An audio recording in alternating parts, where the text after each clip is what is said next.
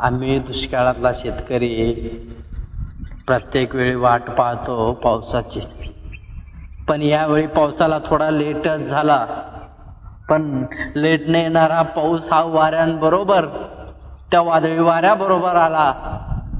गुन्ह्या गोविंदानं जगणाऱ्या आणि जत्रा करणाऱ्या आमच्या भाविकांच्या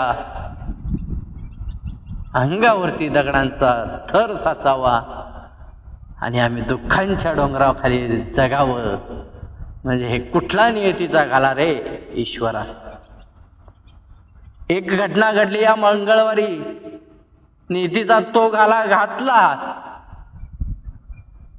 अगदी वारा आला, पाऊस आला, पत्रा वगैरे उडून बडवेल म्हणून आश्रयासाठी जाऊन विरुद्ध दिशेला लोक बसले आणि ज्या भिंतीचा आधार त्यांनी घेतला ती भिंतच 200 फुटाची यांच्या अंगावरती पडते काय. आणि त्यामध्ये आमच्या गावचे लोक मृत्युमुखी पडतात काय. तिथे असलेले आमचेच लोक त्यांना बाहेर काढतात काय. हे रक्तरंजित सत्य ऐकल्यानंतर काळाचा थरका पुढला, मनाचा कावरा बावरा झाला. बोलावं काय आणि सांगावं काय.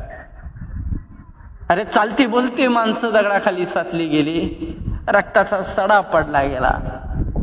हो, त्याचं नव्हतं झालं. काळाचा घाला इतका मोठा पडेल असं कधी स्वप्नात हे वाटलं नव्हतं. पण आज समोर हे भयानक दृश्य दिसलं. अगदी 20-20 किलो 25-25 किलो वजनाची ह्या दगडांखाली आमची लोक चिरडली गेली. हे भयानक वास्तव्य जगानं पाहिलं पाहिजे. आज आपण श्रद्धा करतो, श्रद्धा सबुरीने करतो, पण त्या श्रद्धेमध्ये सुद्धा कुठं कमी पडतं की काय.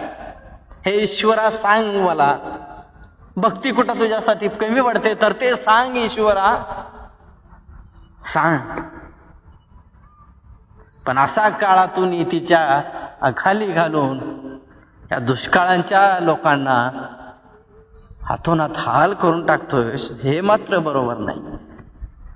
हा नीतीचा घाला आम्ही सहन नाही करू शकत रे.